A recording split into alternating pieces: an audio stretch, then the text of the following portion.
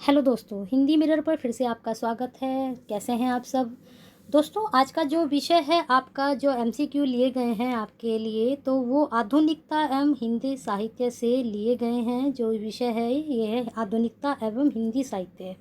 आप देख लीजिए इसमें हमने कौन कौन से टॉपिक लिए हैं। इसमें आधुनिकता का स्वरूप, साहित्य का संदर्भ, उसका परिचय एवं आलोचना जो इसमें आंदोलन हुए हैं, हिंदी साहित्य का आधुनिक काल पद्य, इसमें आधुनिक हिंदी कविता भारतेंदु युग, साथ में द्विवेदी युग, और फिर हिंदी कविता का भाषा के संदर्भ में प्रयोग एवं समस्याएं। ये आपके टॉपिक हैं। फिर आगे चलते हैं।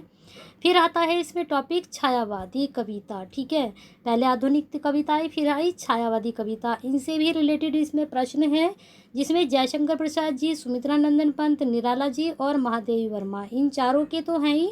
इसके अलावा भी और भी जो कवि हुए हैं, इसमें दो चार कवि के प्रश्न और डाले गए हैं, जो बहुत ही हमने समझा कि प्रश्न बहुत ही महत्वपूर्ण है, तो उनको भी हमने डाला है इन चारों के अलावा, छायावादी कवियों के अलावा। ठीक है, और आधुनिक कविता में हमने आपको बताई दिया कि द्विवेदी युग, भारतेंदु युग, इनके बारे में है। तो सभी प्रश्न बहुत महत्वपूर्ण होने वाले हैं। ये आपका कंटेंट मैंने आपको समझा दिया कि इनसे रिलेटेड इसमें एमसीक्यू हैं, और एमसीक्यू आपके जो हैं 155 एमसीक्यू हैं, यानी कि 155 एमसीक्यू हैं। बहुत ही महत्वपूर्ण जाने वाले हैं। वीडियो को पूरी जरूर देखना। पसंद आए तो लाइक एंड शेयर जरूर करना। जो दोस्त आज जुड़े हैं नए, वो ज़रूर चैनल को सब्सक्राइब कर लें, बेल आइकन को हिट कर दें, जिससे नई वीडियो के नोटिफिकेशन टाइम से मिलते रहें। दोस्तों, अगर आपको और भी वीडियोस देखनी है एमए से लेकर, या फिर पीजीटी, टीजीटी, या फिर यूपी एसएसपी, या फिर आपको यूपी एचईएससी के कोई भी आपको देखनी है, तो उनकी प्लेलिस्ट हमारे जो है चैनल पर मिल जाएगी आपको। आप उस प्लेलिस्ट में जाकर, कई वीडियो डली हुई हैं हर उस प्लेलिस्ट में आपकी, तो आप उनको भी देख सकते हैं। चलिए प्रश्न को लेते हैं। आधुनिकता को अपनी सुरक्षा के लिए अतीत से संबंध रखना चाहिए, यह कथन किस समीक्षक का है? तो यह कथन जो दिया है जीएस फ्रेजर ने दिया है। ये इसका उत्तर है, जीएस फ्रेजर ने यह कथन दिया है। चलिए अगला प्रश्न देखते हैं। इनमें से आधुनिकता का लक्षण क्या नहीं है? तो इसे बताना है इसमें लक्षण कौन सा नहीं है। आधुनिकता का लक्षण जो है, आधुनिकता परस्पर का विरोध है, ये नहीं है। बाकी सब लक्षण है। आधुनिकता का मूलाधार मानवतावाद है, जो इस समय आधुनिक है वह भविष्य में पुरातन हो जाएगा। धर्म, दर्शन, साहित्य सभी के प्रति नवीन दृष्टिकोण की आधारशिला। चलिए अगले प्रश्न पे चलते हैं। आधुनिकता है, आधुनिकता को अपनी सुरक्षा के लिए अतीत से संबंध रखना चाहिए। यह प्रश्न दोबारा आ चुका है, ये भी दोबारा आ चुका है। चलिए अगला प्रश्न देखते हैं। सात्र के दर्शन को क्या नाम दिया गया है? सात्र जो हुए हैं, तो उनका क्या नाम दिया गया है? जो उन्होंने दर्शन दिया है, तो उनका दर्शन का नाम है अस्तित्ववाद। ठीक है, चलिए अगला प्रश्न है। अस्तित्ववादी दर्शन के प्रभाव से हिंदी की नई कविता में समावेश हुआ। हिंदी की जो नई कविता थी उसमें किस चीज़ का समावेश हुआ, किसके कारण? अस्तित्ववाद दर्शन के कारण। तो चौथे का आपका उत्तर हो जाएगा सी, मृत्यु पोत का। चलिए अगला प्रश्न है। आधुनिक काल का प्रारंभ आचार्य रामचंद्र शुक्ल ने कब माना है? तो पांचवे का आपका बी हो जाएगा, 1843। वेरी इंपॉर्टेंट प्रश्न। रामचंद्र शुक्ल से संबंधित हमेशा प्रश्न आते हैं, इनको अच्छे से नोट डाउन करें और याद भी करें। अगला प्रश्न है, आधुनिक काल का जनक किसे कहा गया है? तो इसका आपका उत्तर हो जाएगा भारतेंदु हरिश्चंद्र को आधुनिक काल का जनक कहा गया है। अगला प्रश्न है, ब्रह्म समाज के संस्थापक हैं? तो सातवें का आपका उत्तर हो जाएगा बी, राजा राम मोहन राय जो हैं ब्रह्म समाज के संस्थापक है। दोनों ही प्रश्न वेरी इंपॉर्टेंट है, नोट डाउन जरूर करें। वैसे तो मैंने जितने भी प्रश्न लिए हैं वो सभी आपके सारे ही इम्पोर्टेंट प्रश्न हैं। अंग्रेज राज सुख जा साज सजे सब भारी, पैधन विदेश चली जाती है अति खारी, यह पंक्तियाँ किस कवि की हैं? तो आठवें का आपका उत्तर हो जाएगा भारतेंदु हरिश्चंद्र। और दोस्तों 150 प्रश्न कोई ज़्यादा नहीं होते। आधुनिक हिंदी कविता और साथ में छायावादी कविता के भी प्रश्न हैं, तो 150 प्रश्न मुझे लगता है बहुत सफिशियंट भी हैं, और सारे प्रश्न ही इम्पोर्टेंट है आपके। चलिए अगला प्रश्न है, आर्य समाज की स्थापना कब हुई? तो 9 का आपका उत्तर हो जाएगा 1867 ईस्वी में, 1867 में। आचार्य रामचंद्र शुक्ल ने भारतेंदु काल माना है कब से? तो आपका ये उत्तर हो जाएगा बी, 1868 से लेकर 1893 ईस्वी तक। ठीक है, फिर अगला प्रश्न है, इनमें से कौन सी पत्रिका भारतेंदु जी के द्वारा संपादित नहीं है? यानी कि उनकी संपादित 4-3 हैं लेकिन एक नहीं है, तो वो कौन सी नहीं है? तो भारतेंदु जी इनके द्वारा प्रकाश संपादित नहीं होती थी, और ये कवि वचन सुधा, हरिश्चंद्र मैगजीन, बालबोधनी भारतेंदु जी द्वारा संपादित होती थी। अभी ये भारतेंदु किसके द्वारा होती है, अगर पता है तो बताइए कमेंट बॉक्स में। भारतेंदु के पिता गोपाल चंद्र गिरधर दास ने किस नाटक की रचना की थी, तो बताना है। तो 12वें का आपका उत्तर हो जाएगा बी, नहुस की इन्होंने रचना की थी, पिता गोपाल चंद्र गिरधर दास। चलिए अगले प्रश्न में, भारत मित्र समाचार पत्र कहाँ से प्रकाशित होता था, तो 13 का आपका उत्तर हो जाएगा, 13 का आपका उत्तर हो जाएगा सी, कलकत्ता से भारत मित्र प्रकाशित होता था। चलिए अगला प्रश्न, अभी यहाँ पर एक प्रश्न और बन सकता है क्या कि भारत मित्र समाचार पत्र किसके द्वारा संपादित होता था। यहाँ तो प्रकाशित होता था, लेकिन किसके द्वारा होता था ये भी बनता है। भारतेंदु बाबू हरिश्चंद्र का जीवन काल कब तक है, तो 14 का आपका उत्तर हो जाएगा ए, 1850 से 1885, सिर्फ 35 इनका जीवन काल रहा। इस तरह का प्रश्न ही बनता है कि सबसे कम उम्र का कौन रहा है। इनमें से कौन भारतेंदु मंडल का साहित्यकार नहीं था, तो 15 का आपका उत्तर हो जाएगा ए, रत्नाकर भारतेंदु मंडल के साहित्यकार नहीं थे। तो आप बताएंगे कि कौन थे, कौन से उसमें थे ये। अगला प्रश्न है, भारतेंदु का नाटक नहीं है, तो 16 का आपका उत्तर हो जाएगा बी, रणधीर प्रेम मोहिनी। किसका है रणधीर प्रेम मोहिनी, ये है निवास दास जी का। चलिए, भारत दुर्दशा किसका नाटक है, तो इसमें बताना है आपको। इसका उत्तर हो जाएगा आपका भारतेंदु जी का। ठीक है, एक भारत दुर्दशा प्रताप नारायण मिश्र का भी है, लेकिन वो क्या है, नाटक है क्या है, तो ये आपको बताएंगे। रोहू सब मिली आवो भारत भाई, हा हा भारत दुर्दशा ना देखी जाए, यह पंक्तियाँ किस कवि की हैं, तो इसमें बताना है। तो 18 का आपका हो जाएगा सी, भारतेंदु हरिश्चंद्र की ये पंक्तियाँ हैं। और ये पंक्तियाँ उन्होंने किसके लिए कही हैं, तो इसका भी अगर आप जानते हैं तो बताइए कमेंट बॉक्स में। अगला प्रश्न है, अभियों उर आवती है सजनी, मिली जाऊं गले लगी के छतियाँ, यह पंक्ति किसकी है, तो इसका उत्तर भी हो जाएगा ठाकुर जगमोहन सिंह की ये पंक्तियाँ हैं। वेरी इंपॉर्टेंट पंक्तियाँ हैं, नोट डाउन करें। बची सासू जिठानिन सो, पियते दूरी घूंघट में द्रंग जोरे लगी, इस पंक्ति के रचयिता हैं, बताइए कौन रचयिता हैं, तो इसके रचयिता हैं भारतेंदु हरिश्चंद्र जी। इसको भी नोट डाउन करें। अगला प्रश्न है, इन कवियों के कालक्रम को अवरोही क्रम में व्यवस्थित करना है, अवरोही क्रम में करना है, तो 21 का आपका उत्तर हो जाएगा ए, भारतेंदु प्रेमघन राधा कृष्ण दास नवनीत चतुर्वेदी। बद्री नारायण चौधरी किस पत्रिका के संपादक थे, तो बद्री नारायण चौधरी के बारे में बताना है, किस पत्रिका के संपादक थे, तो 22 का आपका हो जाएगा सी, आनंद कादम्बनी के। ठीक है, वेरी इंपॉर्टेंट आता है ये प्रश्न जरूर। चलिए अगले प्रश्न पे चलते हैं। आधुनिक काल को क्या नाम आचार्य रामचंद्र शुक्ल ने दिया है, तो 23 का आपका उत्तर हो जाएगा सी, गद्य काल। इसको भी नोट डाउन करें। भारतेंदु युग की समय सीमा क्या है, समय सीमा तो दोस्तों आपको सभी की पता होनी चाहिए। द्विवेदी युग, भारतेंदु युग, शुक्ल युग, शुक्लोत्तर युग, छायावादी युग, सब युग की आपको समय सीमा पता होनी चाहिए। प्रेमचंद युग, प्रेमचंदोत्तर युग, सबकी समय सीमा आपको पता होनी चाहिए। अगला प्रश्न है, भारतेंदु की समय सीमा कौन सी है, 24 का आपका ये है, 1857 से 1900 तक का। चलिए अगला प्रश्न, द्विवेदी युगीन काव्यधारा की समय सीमा है, तो 25 का उत्तर हो जाएगा बी, 1900 से 1920 ईस्वी। चलिए अगला प्रश्न देखिए, छायावादी काव्य की समय सीमा क्या है। देखिए अब कितने सारे प्रश्न आपके समय सीमा को ही लेकर आ गए हैं, इनको अच्छे से आप नोट डाउन करना, बहुत अच्छे प्रश्न हैं ये। 26 का आपका सी है, 1920 से 1936। प्रगतिवाद काव्य की समय सीमा है, तो 27 का आपका उत्तर हो जाएगा ये, 1936 से 1943। प्रगतिवादी काव्य की समय सीमा है, प्रयोगवादी काव्य की समय सीमा है, यहाँ प्रगतिवाद है, यहाँ पर प्रयोगवादी है। ठीक है, तो 28 का आपका उत्तर हो जाएगा बी, 1943 से 1953 ईस्वी। नई कविता की समय सीमा क्या है, तो इसका आपका उत्तर हो जाएगा डी, 1953 ईस्वी के उपरांत। चलिए अगले प्रश्न पर, निम्न को काल के आरोही क्रम में व्यवस्थित करना है, आरोही क्रम में लगाना है इनको, तो बताइए क्या होगा इसका आरोही क्रम, तो इसका बी उत्तर होगा, भारतेंदु, द्विवेदी युग, छायावाद और प्रगतिवाद युग। ठीक है, फिर उसके बाद प्रयोगवाद का प्रारंभ किस रचना से माना जाता है, तो आपका इसका उत्तर हो जाएगा ताड़ सप्तक रचना से प्रयोगवाद का प्रारंभ माना गया है। किसने शुरू किया था पता है आपको, चलिए आ गए यहाँ पर। ताड़ सप्तक का संपादन किया था, जो प्रश्न हमें भी पूछ रहे थे वही प्रश्न आ गया है, तो वह प्रश्न का उत्तर है अज्ञे जी के द्वारा ताड़ सप्तक का संपादन किया गया था। और जो पहले प्रश्न था, प्रयोगवाद का प्रारंभ किससे हुआ था, यानी कि ताड़ सप्तक का जो है समय वो प्रयोगवाद का है।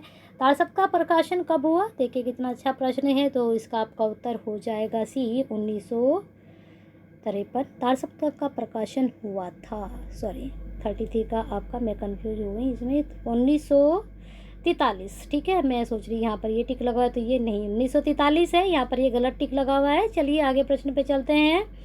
अगला प्रश्न है, विजय देव नारायण शाही किस सप्तक की कवि हैं? तो इसमें उत्तर बताना है, विजय देव नारायण शाही किस सप्तक की कवि हैं? तो 35 का आपका उत्तर हो जाएगा सी, तीसरे सप्तक के।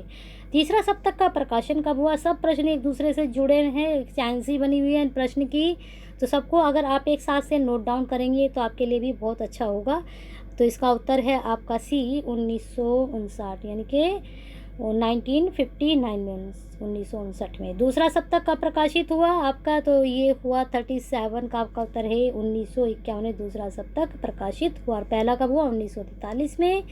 चलिए अगले प्रश्न पे चलते हैं। निम्न सूचियों को सुमेलित करना है। इधर जो है रचना है, उधर रचनाकार है, तो नहीं, यहाँ पर ये रचना नहीं है, ये सप्तक है यहाँ पर। इधर ये सप्तक के कवि लेखक जो भी हैं वो हैं, उनके नाम है। तो यहाँ पर 38 का आपका उत्तर हो जाएगा, 38 का आपका उत्तर हो जाएगा बी, 4 1 2 3। ठीक है, कुंवर नारायण किसके थे?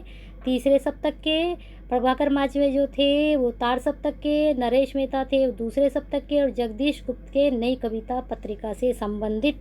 हम ऐसा बोल सकते हैं कि ये जो लेखक थे ये किससे संबंधित थे? ये इनसे संबंधित थे। ठीक है, और ये जो तार सप्तक है इसको प्रथम सप्तक भी बोला जाता है। चलिए अगले प्रश्न पे चलते हैं। नई कविता नामक पत्रिका का प्रकाशन कब से प्रारंभ हुआ? तो इसमें बताना है कब से प्रारंभ हुआ। 39 का आपका हो जाएगा बी, 1954 से, 1954 से। प्रतीक के संपादक थे, तो 40 का आपका उत्तर हो जाएगा सी, आज्ञे जी। बहुत वेरी इंपॉर्टेंट उत्तर आपका, यानी वेरी इंपॉर्टेंट प्रश्न, ये भी नोट डाउन कर लीजिए, ये भी आपका इंपॉर्टेंट है। चलिए अगले प्रश्न पर चलते हैं। यहाँ फिर मिलान करना है फिर से। यहाँ पर आई हैं रचनाएं और रचनाकार। ठीक है, तो इसका उत्तर आपका हो जाएगा ए, 3 1 4 2। स्वप्नभंग प्रभाकर माचवे। ठीक है, चक्रव्यूह कुंवर नारायण। वनमुखी किसकी है? वनमुखी है नरेश मेहता जी की। ओ प्रस्तुत अप्रस्तुत मन, ये किसकी है? भारत भूषण अग्रवाल की। बहुत सुंदर रचनाएं हैं, बहुत अच्छा लिखा है लोगों ने, पढ़ना आप भी इसको। चलिए अगला प्रश्न है, सर्वेश्वर दयाल सक्सेना किस सप्तक के कवि हैं? तो आपका इसका उत्तर हो जाएगा सी, तीसरे सप्तक के। ये प्रश्न बहुत अच्छे हैं सप्तक वाले, इनको जरूर नोट डाउन करना।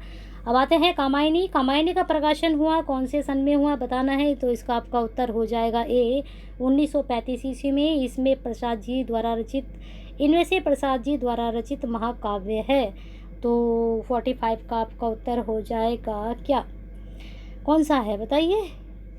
ये कामायनी। कब हुआ प्रकाशन? दोनों एक दूसरे से जुड़ गए, तो आपको एक साथ क्लियर होंगी बातें। अगला है, उर्वशी काव्य का नायक है। चलिए ये प्रश्न है, प्रिया प्रवास साकेत उर्वशी कौन है इनके रचयिता? कौन, किसके महाकाव्य हैं? ठीक है, बताएंगे आप। बहुत इजी प्रश्न है, इनके उत्तर तो आप दे ही सकते हैं। उर्वशी काव्य का नायक है, बताइए उर्वशी काव्य का नायक कौन है? वो है पुरुरवा, पुरुरवा। उर्वशी कितने सर्ग हैं? उर्वशी बताने कितने सर्ग हैं? तो इसका आपका उत्तर हो जाएगा सी, 5 सर्ग हैं। कामायनी महाकाव्य में सर्गों की कितनी संख्या है? सभी को पता है ये उत्तर, तो 15। काफ़ी नामी गिरामी प्रश्न है ये। इनमें से पंत की छायावादी कृति है कौन सी है? तो 49 का आपका हो जाएगा पल्लव, छायावादी कृति है पंत जी की।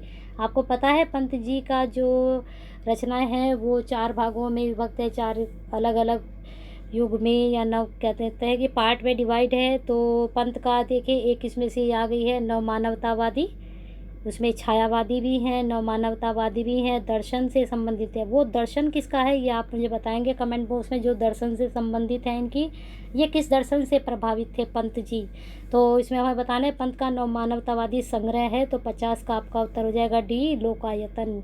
वेरी इंपॉर्टेंट है। लोकायतन के लिए इन्हें कौन सा पुरस्कार मिला था बताएंगे कमेंट बॉक्स में। दिनकर को किस कृति पर ज्ञानपीठ पुरस्कार मिला था? तो इसमें बताना है। तो इसमें डी आपका उत्तर है, उर्वशी के लिए उन्हें ज्ञानपीठ पुरस्कार मिला था। चलिए अगला प्रश्न, दिनकर के उस काव्य ग्रंथ का नाम बताइए जिसमें युद्ध और शांति की समस्या का चित्रण है। बहुत अच्छा प्रश्न है। तो वो था कुरुक्षेत्र में इन्होंने युद्ध और शांति की समस्या का चित्रण किया है। अगला प्रश्न है, इनमें से कौन प्रगतिवादी कवि नहीं है? यानी कि इसमें 3 है प्रगतिवादी लेकिन एक नहीं है। तो 53 का आपका हो जाएगा बी, सर्वेश्वर दयाल सक्सेना जी हैं ये, प्रगतिवादी कवि नहीं है। ठीक है, बाकी त्रिलोचन, केदारनाथ अग्रवाल, नागार्जुन जी जो हैं क्या हैं? प्रगतिवादी कवि हैं। कौन सी रचना कि निराला की नहीं है, तो 54 का आपका हो जाएगा सी, गुंजन निराला जी की नहीं है। गुंजन किसकी है बताइए। इनमें से महादेवी की कृति है। बहुत आसान प्रश्न है, अगर आप ये प्रश्न करते हैं तो इसका मतलब आपकी बहुत अच्छे से तैयारी हो रखी है। इनमें से महादेवी की कृति कौन सी है, तो सीधा सीधा आपका उत्तर बता देते हैं, यामा उनकी कृति है महादेवी जी की। अब बताइए उर्वशी, फिर आगे उर्वशी अभी आपने पढ़ा है किसकी, आंसू किसकी है, तुलसीदास किसकी है बताइए। हरिवंश राय बच्चन की काव्य कृति कौन सी है, तो ठीक है, तो मधुशाला, निशा निमंत्रण, मधुकलश, मधुशाला, निशा निमंत्रण, मधुकलश सभी उनकी काव्य कृति हैं। नकेनवादी कवियों में कौन शामिल नहीं है, तो बताना है कौन शामिल नहीं है, तो 57 का आपका उत्तर हो जाएगा डी, नरेंद्र शर्मा जी जो है वो नकेनवादी कवियों में शामिल नहीं है। नलिन केसर नरेश, आपके लिए एक चीज़ बता देती हूँ, इनके जो शुरू का ये वर्ण है उन्होंने ले लिया और इसको अलग इन्होंने बना दिया एक नाम, नकेनवादी। देखिए न, यहाँ पर के ले लिया इन्होंने और यहाँ पर ना ले लिया, तो क्या बन गया, नकेनवादी। तीनों ने अपने नाम का पहला वर्ण लेकर इसका उद्भव किया या फिर इसकी शुरुआत की। नकेनवाद का दूसरा नाम क्या है, तो बताइए, इसका नाम है प्रपद्यवाद। ठीक है, नकेनवाद का दूसरा नाम प्रपद्यवाद है। नकेनवाद को मैंने आपको समझा दिया क्यों कहा गया नकेनवाद।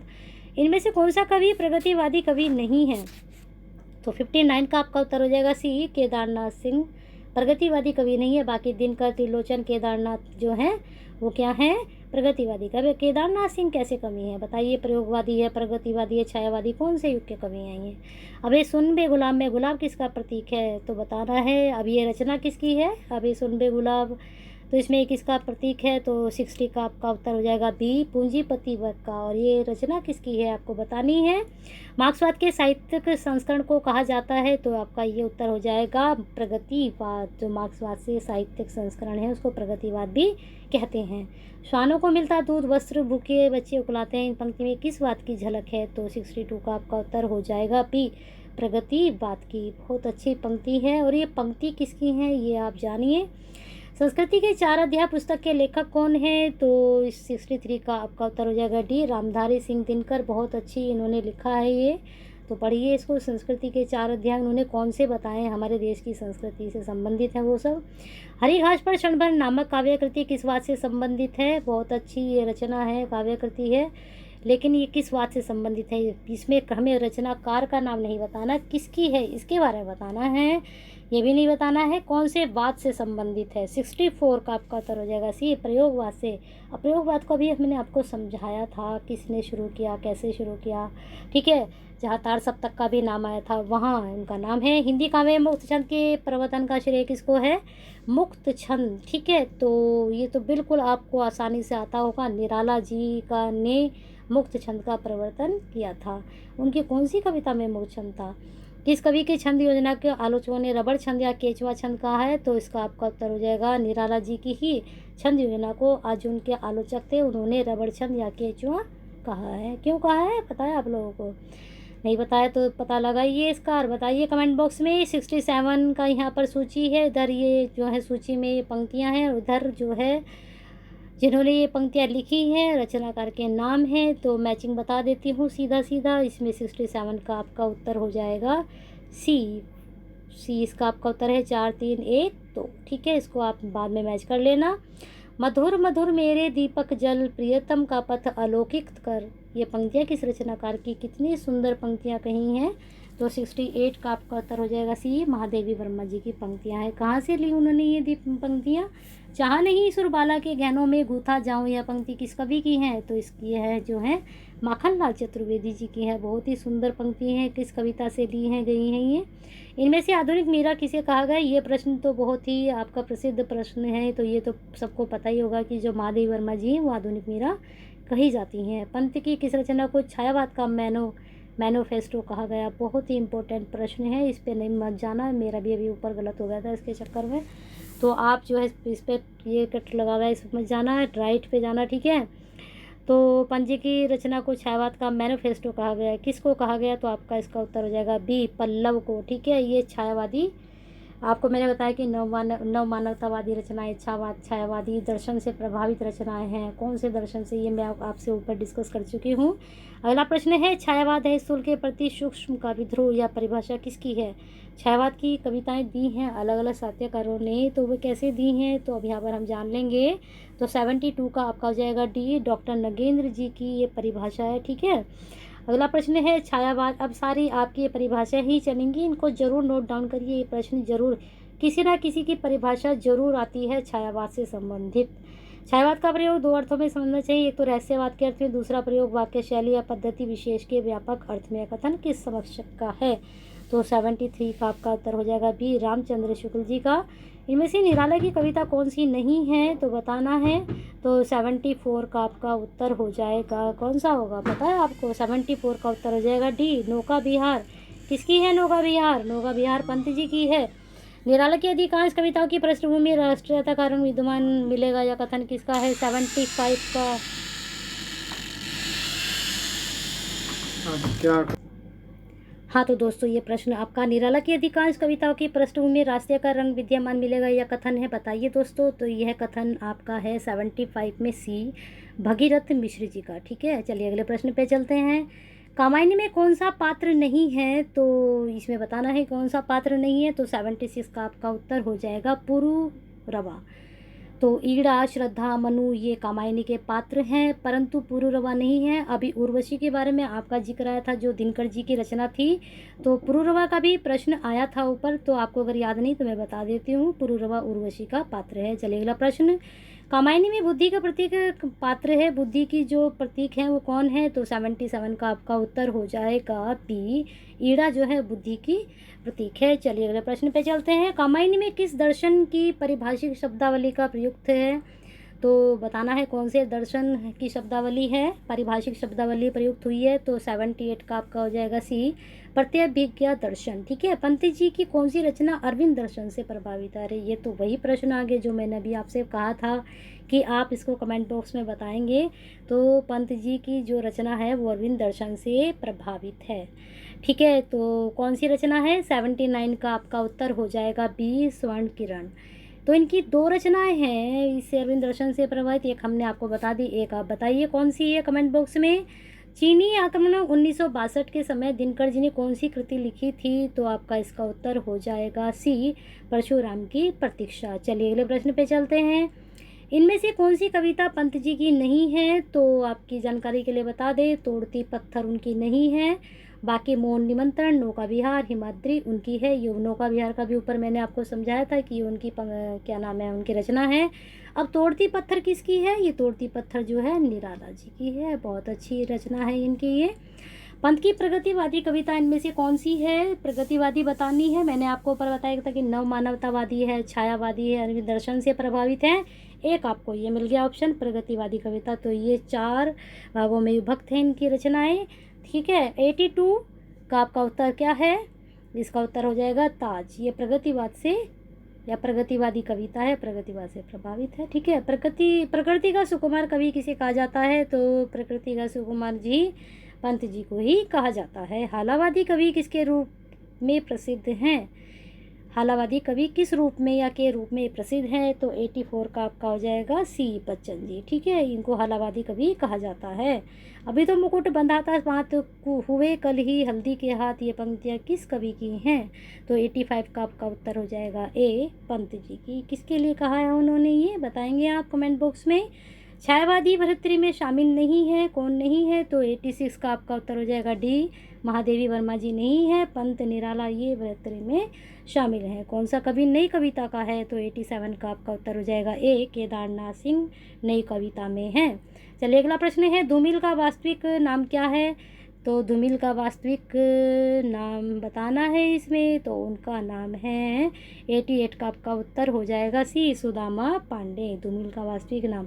अब वैद्यनाथ मिश्र वासुदेव सिंह, इनका क्या नाम है? वैद्यनाथ मिश्र जी का नाम है, ठीक है, 88 का आपका स्नेही। ठीक है, और वासुदेव सिंह का है त्रिलोचन। नोट डाउन कर लीजिए इसको। वासुदेव सिंह किस कवि का वास्तविक नाम है? लीजिए यहाँ पर आपने पढ़ भी लिया, ये मैंने भी आपको बताया भी था, त्रिलोचन। ठीक है, चलिए अगले प्रश्न पे चलते हैं। पंत जी का जीवन काल है क्या है? 90 का आपका उत्तर है 1900 से 1977। बहुत अच्छा प्रश्न है, नोट डाउन करिए। इन कवियों को काल के आरोही क्रम में व्यवस्थित करना है, तो सबसे पहले कौन से हैं? तो 91 का आपका उत्तर हो जाएगा प्रसाद निराला पंत और महादेवी जी। चलिए अगला प्रश्न है, इच्छा ज्ञान क्रिया की समरसता से क्या प्राप्त होता है? बताइए। जब आप इच्छा ज्ञान और क्रिया की जब समरसता करते हैं तो आपको क्या मिलता है, क्या चीज़ प्राप्त होती है? तो आनंद प्राप्त होता है। जब आप किसी चीज़ की इच्छा करते हो फिर उसके लिए क्रिया भी करते हो, ठीक है, ज्ञान के द्वारा। अगला प्रश्न है, हिंदी खड़ी बोली का प्रथम महाकाव्य है। सभी को पता है कि हिंदी खड़ी बोली का प्रथम महाकाव्य कौन सा है? प्रिय प्रवास और किसका रचा हुआ है, लिखेंगे आप। इनमें से जो है छायावादी महाकाव्य है, बताना है। तो 94 का आपका उत्तर हो जाएगा कामायनी। कामायनी किस भाषा में, बताएंगे। अरुणीय मधुमेह देश हमारा है गिर प्रसाद जी की किस रचना का है? तो बताना है। तो 95 का आपका उत्तर हो जाएगा सी, चंद्रगुप्त से है। छोड़ो ध्रुवों की मृदु छाया, तोड़ प्रकृति से भी माया, बाले तेरे बाल जाल में मैं कैसे उलझा दूं लोचन। ये पंक्तियाँ किस कवि की हैं? तो 96 का आपका उत्तर हो जाएगा बी, पंत जी की हैं। बहुत अच्छी पंक्तियाँ हैं, नोट डाउन जरूर कर लीजिए। अबला जीवन हाय तुम्हारी यह कहानी है पंक्ति मैथिली शरण गुप्त की किस रचना से हैं? तो उन्होंने यह जो पंक्ति कही है उन्होंने यशोधरा में कही है, यशोधरा जी के लिए, ठीक है। उर्मिला का विरह वर्णन साकेत के किस सर्ग में वर्णित है? तो इसका आपका उत्तर हो जाएगा सी, नवम संग में जो है उर्मिला का विरह वर्णन है। बाकी सब इसमें रामचंद्र जी पर आधारित है। साकेत नगरी का तात्पर्य क्या लिया गया है? इसका तात्पर्य लिया गया है अयोध्या से, ठीक है। अरि ओ करुणा में प्रभा में किसकी रचना है? तो इसका आपका उत्तर हो जाएगा अज्ञ जी की। बहुत अच्छी रचना है, इसको पढ़िए आप। कौन सा कथन असत्य है? इसमें हम सीधा असत्य कथन देख लेते हैं। तो इसमें आपका उत्तर हो जाएगा डी, कामायनी हिंदी का पहला महाकाव्य। लेकिन हम अभी ऊपर पढ़कर आए थे कि प्रिय प्रवास पहला महाकाव्य है, ठीक है। कामायनी में ईड़ा किसका प्रतीक है? ये हम पढ़ चुके हैं, लेकिन इसका उत्तर आपको पता चल चुका है। तो उत्तर है बुद्धि का। पर यहाँ पर दूसरी तरीके से प्रश्न पूछा गया, ऊपर जो पूछा गया था वो दूसरे तरीके से पूछा गया था। तो एक ही प्रश्न मैं कई बार बता चुकी हूँ कि कई तरीके से पूछा जाता है। अगला प्रश्न है, बिखरी अल के ज्योतर्क जाल पंक्ति में प्रसाद जी के किसके सौंदर्य का वर्णन किया गया है? तो इसमें सौंदर्य का वर्णन किया गया है ईड़ा के, ठीक है। चलिए अगला प्रश्न है, गा कोकिल बरसा पावक कर्ण नष्ट भ्रष्ट हो पूर्ण पुरातन, ये पंक्ति किस कवि की हैं? तो ये पंक्ति जो है ये पंत जी की हैं। चलिए अगला प्रश्न, कविता करने की प्रेरणा मुझे प्रकृति निरीक्षण से मिली, यह कथन किस कवि का है? तो 118 का सभी को पता है कि प्रकृति के सुकुमार कवि जो है सुमित्रा नंदन पंत को कहा गया है। तो उन्होंने कहा है कि मुझे प्रेरणा कहाँ से मिली? प्रकृति से मिली, ठीक है। अगला प्रश्न में मिलान करना है, यहाँ पर रचना है, रचनाकार के नाम है। तो आपका इसका उत्तर हो जाएगा 119 का आपका उत्तर है डी, 2 2 3 4 1 में सीधा यहाँ पर ये आपको बता देती हूँ। बादल राग किसकी है? निराला जी की। पैशोलो की प्रतिध्वना प्रसाद जी की। बादल किसकी है? पंत जी की। मधुर मधुर मेरे दीपक जल महादेवी वर्मा जी की। चलिए अगला प्रश्न, कौन सी रचना हरिओ जी की नहीं है? तो 121 का आपका उत्तर हो जाएगा अनग जो है उनकी रचना नहीं है। प्रिय प्रभा वैदी वनवास चोखे चौप थे उनकी रचना है। लेकिन अनग किसकी है? तो अनग आपको बता देते हैं 121 का आपका उत्तर है गुप्त जी की, यानी कि मैथिली शरण गुप्त जी की, ठीक है। अनग उनकी रचना है। और ये क्या है? ये नाटक है। अनग जो है नाटक है, उनके द्वारा लिखा गया। प्रिय प्रवास की राधा की प्रमुख विशेषता क्या है? बताना है इसमें कि कौन सी प्रमुख विशेषता है। तो प्रमुख विशेषता देख लीजिए, 122 का आपका उत्तर हो जाएगा सी, लोक सेविका होना। प्रिय प्रवास में राधा की जो प्रमुख विशेषता है वो लोक सेविका के रूप में उभरी है वहाँ पर। साकेत की रचना किस पात्र को महत्व देने हेतु की गई है? तो इसका आपका उत्तर हो जाएगा सी, उर्मिला। साकेत की रचना उनको महत्व दिया गया था, तब ये इसकी रचना हुई थी। इनमें से निराला की कविता कौन सी नहीं है? तो आपका 124 का उत्तर हो जाएगा ब्रह्म राक्षस जो है उनकी रचना नहीं है निराला जी की। कुकरमुत्ता बादला भिक्षुक उनकी रचना है। लेकिन ब्रह्म राक्षस किसकी है? ब्रह्म राक्षस बता देते हैं आपको, ये गजानन माधव मुक्तिबोध की है। इसको नोट डाउन कर लें आप, गजानन माधव मुक्तिबोध, ठीक है। बहुत अच्छी रचना है ये, पढ़िए, बहुत अच्छा लिखा है उन्होंने इसमें। चलिए अगला देखिए, महादेवी वर्मा जी की कृति कौन सी नहीं है? तो ये तो आपको सबको पता ही है कि दीपशिखा सांध्य गीत रश्मि उनकी है, लेकिन अनामिका उनकी नहीं है, ये निराला जी की रचना है, ठीक है। अब यहाँ पर मिलान करना है, मिलान देख लीजिए, कविता का नाम, इधर कवि का नाम है, तो इसका आपका उत्तर हो जाएगा ए। ठीक है, 4 3 1 2। तो परिवर्तन किसकी है? पंजी की। जूही की कली किसकी है? बताइए जल्दी, जूही की कली किसकी है? 126 में बताइए। तो 126 में जूही की कली है निराला जी की, जिसे सरस्वती पत्रिका में कोई जगह नहीं मिली थी, मना कर दिया गया था। क्यों मना कर दिया गया था कि ये सरस्वती में नहीं उन्होंने संपादित की थी? क्या का रीज़न दिया था उन्होंने, बताएंगे आप? तो आपका जो है पुष्प की अभिलाषा किसकी है? माखनलाल चतुर्वेदी। वीरों का कैसा बसंत? सुभद्रा कुमारी चौहान। चलिए अगले प्रश्न पे चलते हैं। निराला की मुक्त छंद वाली कविताओं को आलोचकों ने क्या नाम दिया है? अभी हम ये प्रश्न ऊपर पढ़कर आए हैं, लेकिन यहाँ पर ये प्रश्न अब दूसरे तरीके से पूछ लिया गया है, तो यहाँ पर इसका उत्तर सभी को पता भी चल गया होगा कौन सा होगा। ए बी दोनों। रबड़ छंद भी कहा है, केचुआ छंद भी कहा है। महादेवी की कविता में कौन सा तत्व नहीं है? तो 130 का आपका उत्तर हो जाएगा डी, लौकिक प्रेम नहीं है। वेदना भाव रहस्यवाद भी, करुणा भी, लेकिन लौकिक प्रेम नहीं है। कीर का प्रिय आज पिंजर खोल दो मैं की और पिंजर किसके प्रतीक हैं? यानी कि ये जो कीर का प्रिय पिंजर खोल दो में, पिंजर किसका प्रतीक है बताइए? तो 131 का आपका हो जाएगा ए, जीवात्मा और शरीर के। चलिए अगले प्रश्न पे चलते हैं। कौन सा तत्व गीत काव्य का तत्व है? तो 132 का आपका उत्तर हो जाएगा डी, ये सभी। आत्मव्यंजन, अभावगत एकरूपता और गेयता जो है गीत काव्य का तत्व है। अगला प्रश्न है, इन सूचियों को सुमेलित कीजिए। तो 133 का, इधर काव्य धाराएं हैं, इधर समय सीमा है। ये प्रश्न हमने नहीं लिया है, थोड़ा इसको हमने काट ही दिया है। ठीक है, क्या सुमेलित कर रहे, सूचियों को सुमेलित करना है। चलिए अगले प्रश्न पे चलते हैं। यहाँ पे सुमेलित करना है, इन पंक्तियों को सुमेलित करना है। कीर का प्रिय अंजर पिंजर खोल दो, तो यहाँ पर ये काव्य पंक्ति है, इधर रचयिता है। तो कीर का प्रिय आज पिंजर खोल दो, ये तो हम अभी पढ़कर आ रहे हैं पंक्ति, आपको पता भी है कि हमने अभी इसका उत्तर भी दिया था। तो 135 का आपका उत्तर हो जाएगा बी, 3 1 4 2। तो किर का प्रिय आज पिंजर खोल दो, ये किसकी है? ये महादेव जी की है।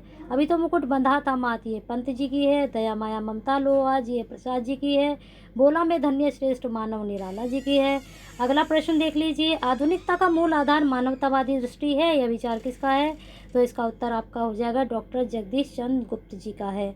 अगला प्रश्न है, अस्तित्ववाद का प्रभाव दिखाई पड़ता है, कहाँ दिखाई पड़ता है अस्तित्ववाद का? तो इसका उत्तर हो जाएगा आधुनिक पश्चिमी साहित्य पर। चलिए अगला प्रश्न देख लीजिए। वर्तमान हिंदी साहित्य में कौन सी प्रवृत्तियाँ अस्तित्ववाद के प्रभाव से विकसित हुई हैं? तो बताना है कौन से विकसित हुई हैं। तो इसमें आपका उत्तर हो जाएगा डी, ये सभी। कुंठा, अजनबीपन, संतराज से। चलिए अस्तित्ववाद के बारे में हमने आपको बताया भी था वीडियो में। इनमें से प्रसाद जी की रचना कौन सी नहीं है? तो 141 का आपका हो जाएगा अपरा। ठीक है, अपरा उनकी नहीं है। अपरा जो है वो निराला जी की रचना है, इसको नोट डाउन कर लीजिए आप। हाय मृत्यु का ऐसा अपर अपार्थिव भोजन है पंक्ति किसकी कविता की है? ठीक है, तो 142 का आपका उत्तर हो जाएगा सी, ताज से। ठीक है, और ताज अभी बताया था किसकी रचना है और कौन से दर्शन से प्रभावित है, ये भी बताया था। तो विरह का जलजात, जीवन में जलजात का क्या अर्थ है? तो 143 का आपका हो जाएगा सी, कमल। ठीक है, अहे वासुकी सहस्रफन पंक्ति पंत किसकी कविता है? तो 144 का आपका उत्तर हो जाएगा डी, परिवर्तन। इस धाराशाही जग का क्रम पंक्ति किस कविता की है? तो 145 का आपका उत्तर हो जाएगा ए, नौका विहार। ठीक है, आपका ये इन पंक्तियों को सुमेलित कीजिए। वाद है, इधर वाद दिए गए, छायावाद, हालावाद, ये वाद हैं। इधर कवि हैं, ये कवि कौन से वाद से संबंधित है ये बताना है। तो आपका इसका उत्तर हो जाएगा बी, 2 3 4 1। छायावाद से कौन संबंधित है? जयशंकर प्रसाद। हालावाद से हरिवंश राय बच्चन, इनको हम पढ़कर आ रहे हैं ऊपर। राष्ट्रीय काव्यधारा माखनलाल चतुर्वेदी। प्रगतिवाद त्रिलोचन, बिल्कुल अभी हमने किए हैं ये प्रश्न। मधुशाला का संबंध है, ये भी आपको हमने बताया था कि हालावाद से, और हालावाद से कौन संबंधित है? बच्चन जी।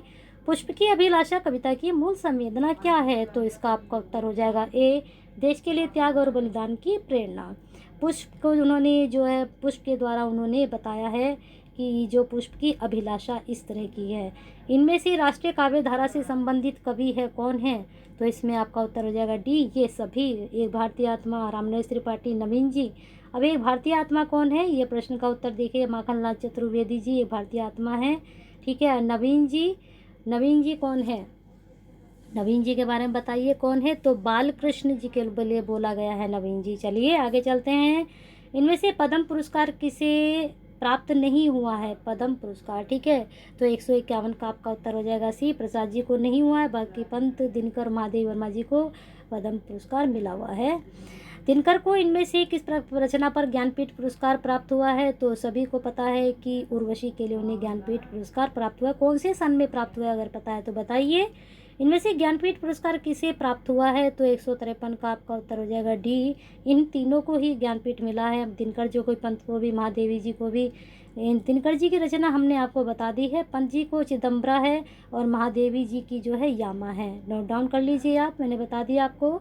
आधुनिकता का अनिवार्य संबंध होता है, किससे होता है अनिवार्य संबंध? 154 का आपका उत्तर हो जाएगा ए, अतीत से संबंध होता है, ठीक है।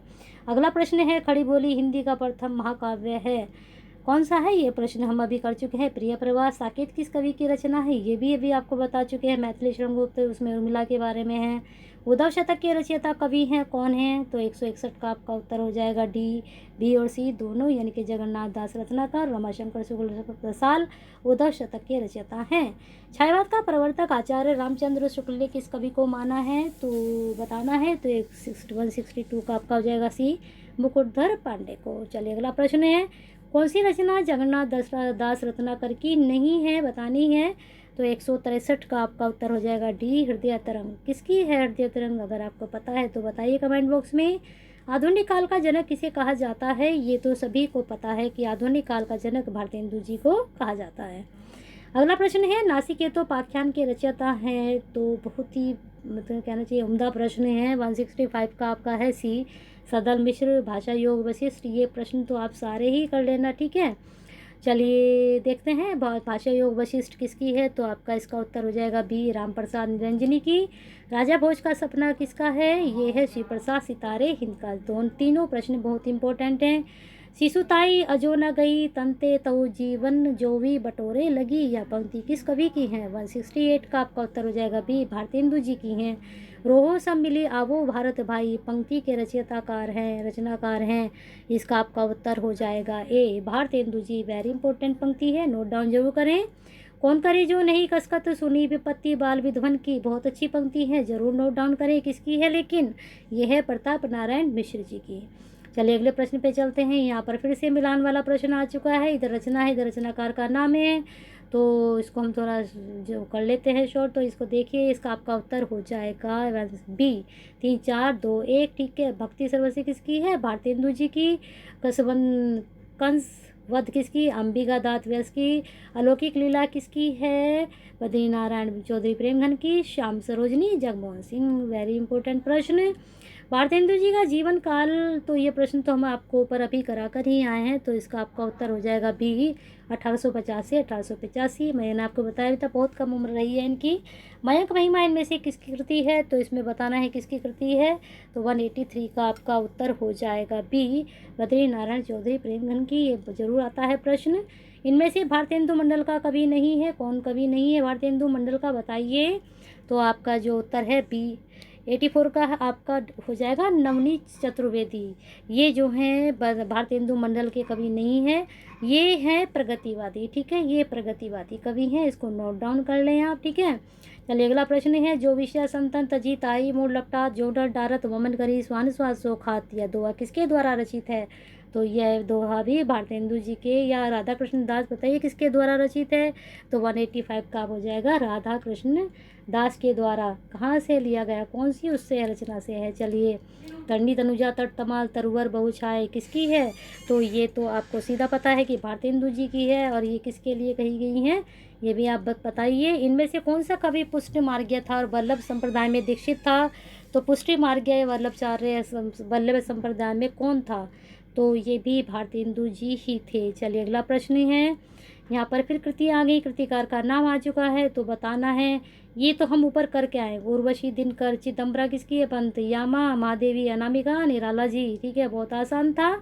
चलिए लास्ट वाला प्रश्न जो आपका बहुत आसान था, इस प्रकार से आपके ये टोटल प्रश्न हो गए हैं 155 प्रश्न। पसंद आए हैं तो करिए ज़्यादा से ज़्यादा लाइक एंड शेयर, और आपका लाइक एंड शेयर ही जो है आप ये कंटेंट जो है, ये जो 155 प्रश्न हैं बहुत लोगों तक पहुंच सकते हैं।